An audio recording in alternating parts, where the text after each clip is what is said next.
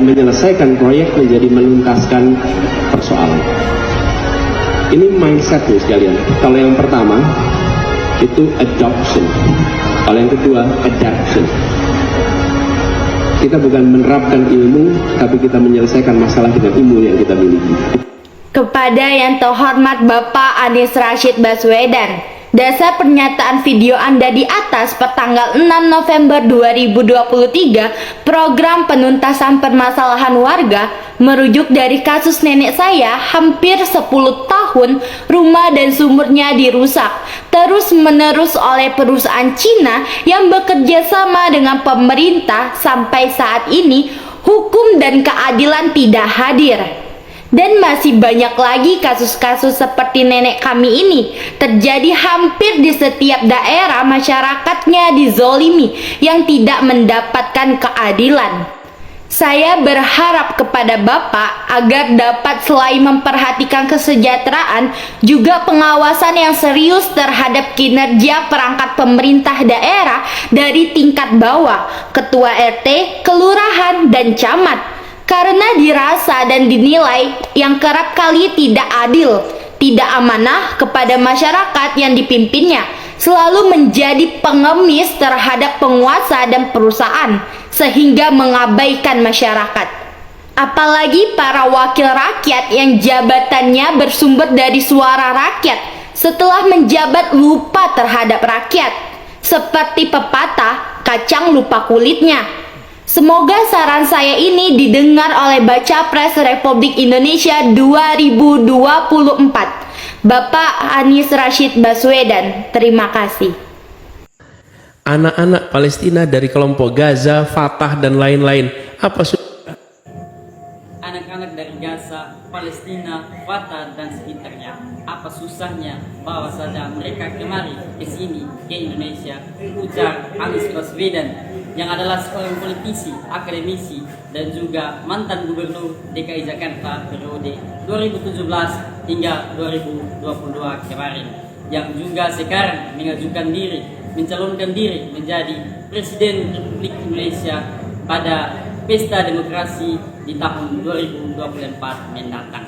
Saya setuju dengan perkataan beliau, karena itu adalah bagian dari rasa kemanusiaan, di mana kita tahu sekarang di Israel atau antara Israel dengan Gaza atau Palestina terjadi peperangan yang begitu luar biasa, yang telah merenggut banyak nyawa, ribuan nyawa sudah melayang, termasuk anak-anak dan perempuan yang tidak bersalah.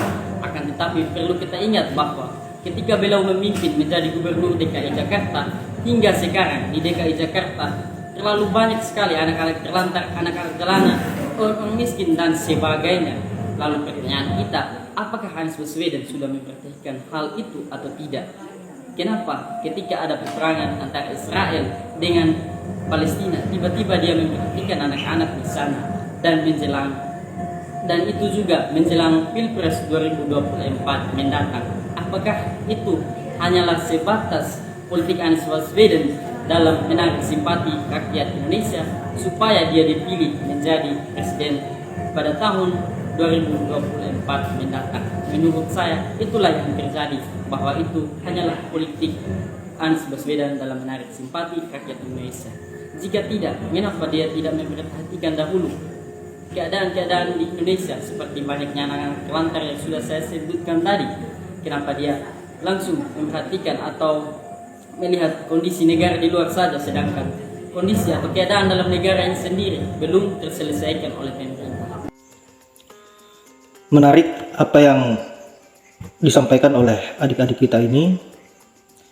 Saya kira sangat luar biasa. Inilah yang kita harapkan dari pemuda-pemudi di NKRI, di mana peka terhadap situasi yang ada. Lagi-lagi ada seorang imigran Yaman yang ingin berkuasa di negeri ini, yang menutupi kejahatannya dengan nggak berus lagi, tetapi rekam jejak tidak akan pernah hilang. Saya kira adik kita yang pertama tadi, di video pertama tadi, adalah salah satu korban kebiadaban Anies, di mana neneknya pada saat Anies menjabat sebagai gubernur di DKI, inilah yang disebut sebagai pemuda-pemudi yang ingin membangun bangsa dan negara ini menjadi lebih baik, yang didasari dengan pemikiran-pemikiran yang luar biasa, yang peka terhadap situasi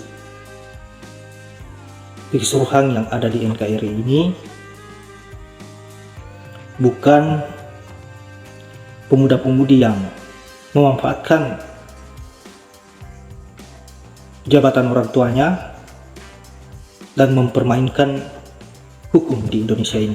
Saya kira sosok dua capres dan cawapres ini, Anies Baswedan, Muhaimin Iskandar, Prabowo dan Gibran, tidak jauh berbeda. Mereka ini 11-12, haus akan kekuasaan, melakukan segala hal untuk bagaimana agar ambisinya bisa tercapai. Dan juga adik kita yang kedua, di video kedua tadi ini sangat luar biasa bagaimana menepis apa yang menjadi pernyataan Anies Baswedan yang terlihat begitu peduli persoalan konflik yang terjadi di Palestina. Saya kira akhir-akhir ini Anies Baswedan memang gencar-gencarnya memberikan pembelaan terhadap rakyat Palestina.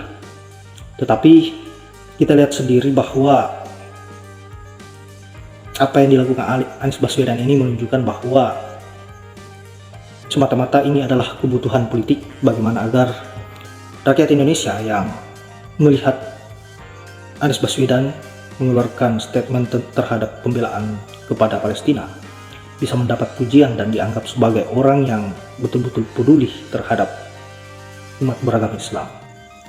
Tetapi kita bisa menilai sendiri pada saat pergelaran U20 di Indonesia batal karena penolakan sejumlah tokoh termasuk Pak Ganjar, penolakan timnas Israel untuk bisa